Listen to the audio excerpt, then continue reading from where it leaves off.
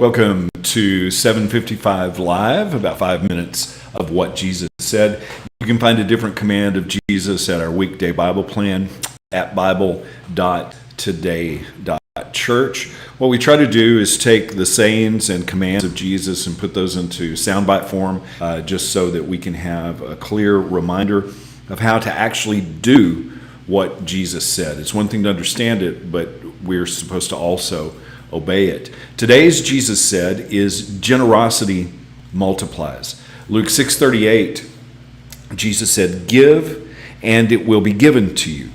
A good measure, pressed down, shaken together, running over, will be poured into your lap. For the measure you use will be the measure you receive."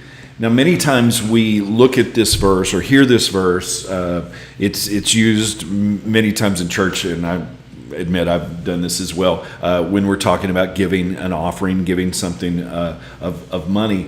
But in context, this generosity is about so much more than our finances. If we look at this entire chapter of Luke, Jesus is focused on loving your enemies, doing good to those who don't deserve it. In fact, in verse 34 of Luke chapter 6, he says, "If you lend to those from whom you hope to be repaid, what credit is that? Even sinners lend to sinners so that they may be repaid in full. But love your enemies," in verse 35, "and do good and lend, expecting nothing back." He goes on to say, "Be merciful, just as your Father is merciful." Verse 37, "Don't judge, or you will be judged." And then he rolls right into this, "Give, and it shall be given unto you." And what does he talk about after that? More stuff about loving when people don't deserve it. When we talk about giving, when we talk about generosity, many times it's all about money. But Jesus was saying this is about the heart.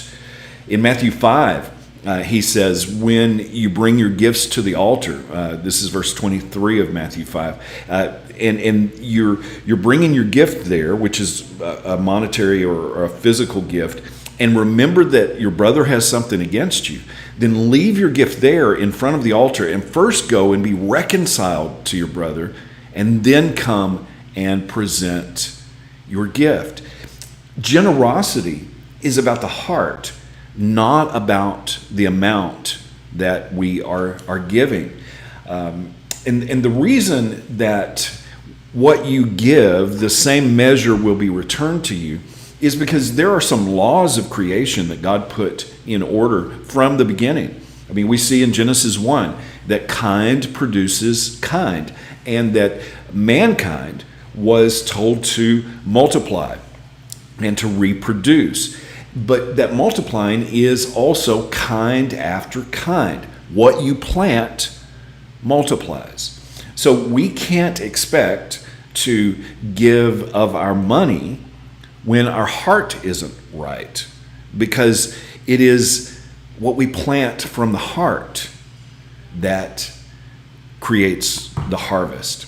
So if we look around and see what's growing in our lives and see what is around us, well, the harvest that we are seeing gets back to what we actually planted. The Apostle Paul reminds us in Galatians 6, verse 7, "Don't be deceived, for God is not mocked." One translation says, "God won't be made a fool, for a person will harvest what he sows, what he plants." And so generosity multiplies, but that generosity has to be without judgment, has to be in the context of loving our enemies, has to be in the context of not condemning others. That's what multiplies. The kind of seed that we sow multiplies. God won't be mocked. Whatever we're harvesting is exactly what we have planted.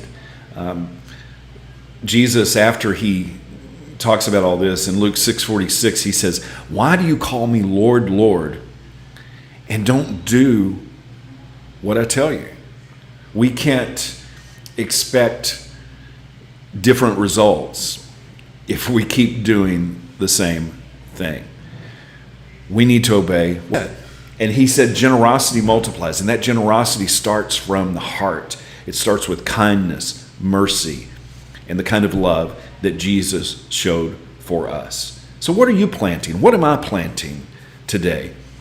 Generosity multiplies. How can we put that into action today?